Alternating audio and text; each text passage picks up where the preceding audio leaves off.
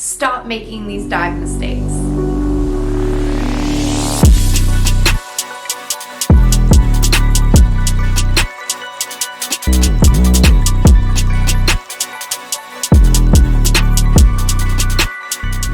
Whether you're racing the 50 or 1000, the dive is crucial. It sets the tone for your entire race. You'll set yourself up for success if you're fast and efficient off the blocks. And if you fix these mistakes, you'll drop a ton of time in no time.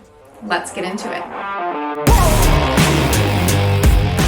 I've seen it too many times. You dive off the block and then you land completely crooked on your side, almost hitting the lane line. If this is happening to you, in order to fix your pool entry, you have to fix your setup on the block. To fix your setup, you need to narrow your focus to two key things.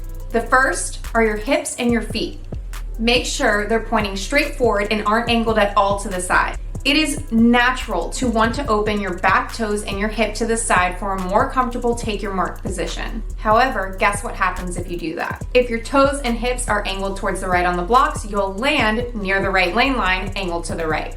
The second most important thing is that you take your mark in a completely neutral position. Lots of times I see athletes wanting to lean all the way back in order to create a slingshot effect. It actually does the opposite. You're setting yourself up at a disadvantage because after the go, you'll have to spend time bringing yourself back through neutral before you can move forward into your start. On the flip side, if you lean too far forward, you'll lose your stable balance and the power that you could produce in your legs. Fix those two things first and you're already setting yourself up in a great position.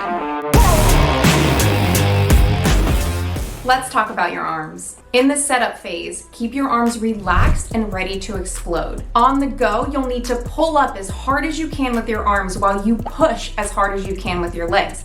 Pull with your arms, push with your legs. Being intentional and explosive with your arms off the block allows you to lock your streamline in the air for an explosive and clean entry into the pool. Too many times I see athletes missing the intentional pull with their arms. This results in way less power and you're also blocking yourself from being able to lock in streamline before you enter the water. If you haven't been doing this and you start to do this, you'll generate so much more power off the block and you'll notice your entries become a lot cleaner in the water.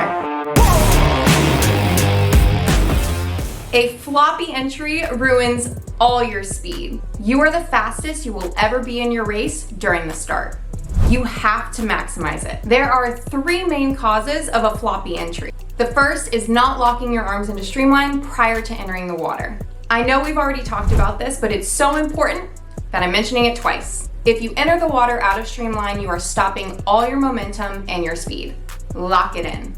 The second cause of a floppy entry is that your hips are not following through, resulting in a piked position. This is super common, especially if you're new to diving and swimming. Try hip thrusts on deck prior to diving if you're having this issue. Focus on the feeling at the top of the movement when your glutes are squeezed and the follow through of your hips. It's the same motion, just in the air. The third reason you have a sloppy entry, I'm going floppy and sloppy. If any part of your body is relaxed, you'll flop.